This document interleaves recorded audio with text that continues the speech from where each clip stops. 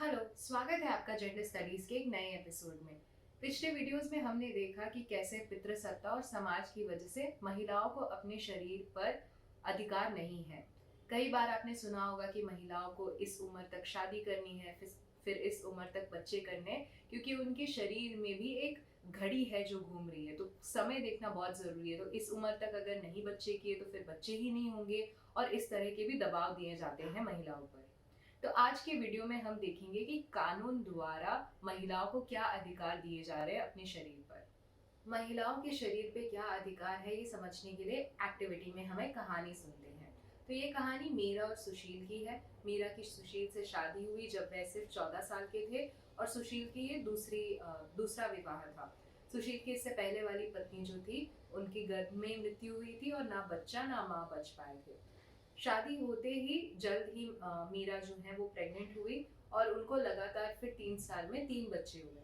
जब वो चौथी बार प्रेग्नेंट हुई तब वो काफी ज्यादा तकलीफ महसूस करने लगी, क्योंकि घर का काम और जिम्मेदारी भी बढ़ते जा रहा था, और उन्हें लग रहा था कि वो एक और बच्चा करेंगे तो घर की स्थिति भी अच्छी नहीं होगी। तो उन्होंने सुशील को इस बारे में बताया, लेकिन सुशील ने उनकी तकलीफ को नजरअंदाज किया। इसके बाद हम देखते हैं कि मीरा को तकलीफ बढ़ती गई, और उन्होंने सोचा कि वह खुद जाएंगे डॉक्टर के पास और एक दवा लेके आएंगे बच्चे को गिराने के लिए।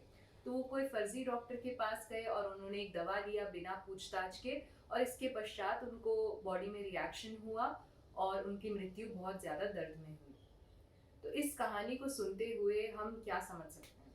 कुछ सवाल पूछते हैं खुद से इस कहानी को सुनने के बाद। ये कहानी सुनकर आपको कैसा महसूस हुआ? दूसरा, क्या आपके हिसाब से मीरा को अपने शरीर पर अधिकार था? तीसरा, जब उनको लगातार बच्चे हो रहे थे, लगातार वो गर्भ में जा रहे थे, तो इस फैसले में क्या उनका कोई हाथ था, या ये सुशील ही थे जो फैसला ले रहे थे? और आखिर में क्या मीरा बहुत छोटी थी बच्चे पैदा करने के लिए? क्या इस वजह से उनकी मृत्यु हुई? जब लगातार बच्चे होते रहे तो घर की जिम्मेदारियां किस पर बढ़ी? और आखिर में, क्या आपके हिसाब से इस कहानी में मीरा की मृत्यु बचाई जा सकती थी? कई सारी महिलाओं का मृत्यु इस वजह से हो जाता है कि उनके शरीर पे उनका हक नहीं रहता, अधिकार नहीं रहता। तो उनके पति या परिवार के सदस्य उनके शरीर के बारे में फैसले करते हैं। जैसे हमने इस कहानी में सुना, मीरा की उम्र काफी छोटी थी, और इस तरह लगातार गर्भ करने पर भी उनके शरीर पे कमजोरी होती है, और उनके पति को उनकी हालत समझनी चाहिए थी। तो इस कहानी को सुनते हुए और आसपास भी हम ऐसे घटनाएं देखते हैं, तो इसके बेसिस पे आधार पर हम देखते हैं कि कानून हमें क्या फायदे देते हैं, कानून हमें क्या बताता है कि महिलाओं के पास ये अधिकार है उनके शरीर पर। तो और भी तरीके हैं जिससे महिलाओं के शरीर पर अधिकार दिखाया जाता है। पिछले वीडियोस में हमने देखा है कि परिवार का हुनर जो है वो कई बार लड़की के शुद्ध होने पे या सेक्स ना करने पे रखा जाता है, संबंध ना रखने पे रखा जाता है।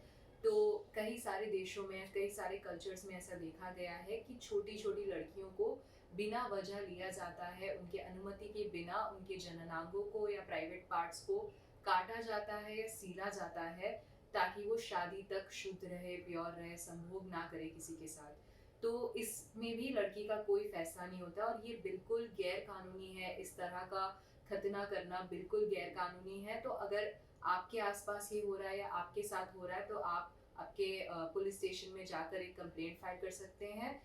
ये है पहली चीज।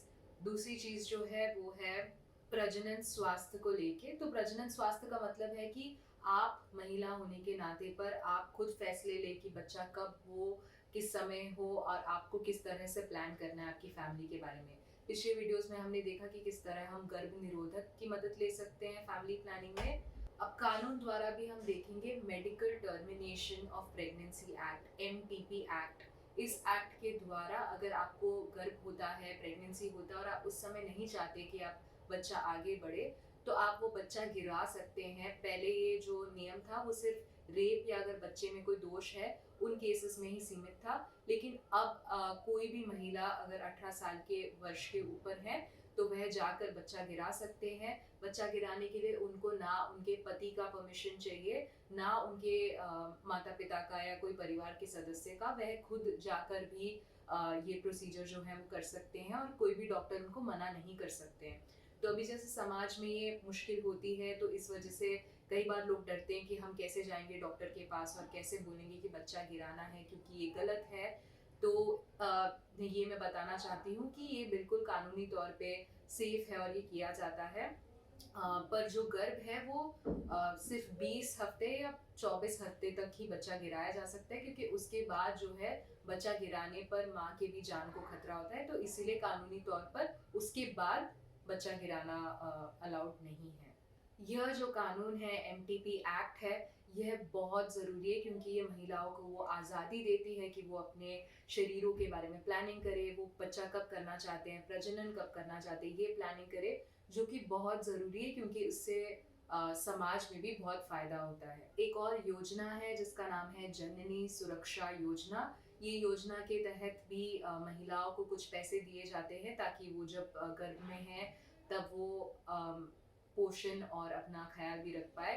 प्रजनन स्वास्थ्य में ये भी आता है कि आपको एक अच्छे डॉक्टर का पूरा अधिकार है, प्रॉपर मेडिकल केयर का पूरा अधिकार है। अंत में आप आपके आसपास के आंगनवाड़ी में जाके पोषण के बारे में, खुद के पोषण के बारे में और आने वाले शिशु के पोषण के बारे में भी सीख सकते हैं। हम बोल सकते हैं कि अगर आप गर्भित हैं तो एक बच्चा और दूसरे बच्चे के बीच में कम से कम 2 साल का एक गैप रखें। इससे माँ का भी जो स्वास्थ्य है, जो हालत है वो बेहतर हो जाती है अगले बच्चे के लिए, और जो पहला बच्चा है उसको भी पूरा प्यार और ध्यान सब कुछ मिल पाता है। तो हमें ये बोलना चाहिए और आसपास के कपल्स को बताना चाहिए कि वो कम से कम 2 साल का अंतर रखें 2 बच्चों के बीच में। इस तरह से प्लानिंग करें, इस तरह से गर्भ निरोधक का भी इस्तेमाल करें। हम क्या कर सकते हैं?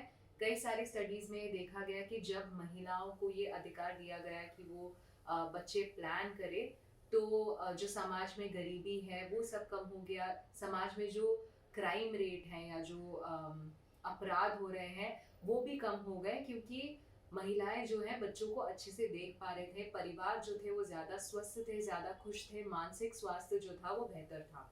तो जब हम महिलाओं को ये अधिकार दे रहे हैं तो हम अपने समाज को बेहतर कर रहे हैं। अब विषय ये नहीं है कि अबॉर्शन सही है या गलत है, या बच्चा गिराना सही है या गलत है। विषय ये है कि हमारे बच्चे सुखद घर में पैदा हो रहे हैं या नहीं। आखिर में हम क्या मान सकते हैं? हमें ये मानना चाहिए कि प्रजनन स्वास्थ्य जो है बहुत ज़रूरी विषय है। इस पे बातचीत करना भी बहुत ज़्यादा आवश्यक है।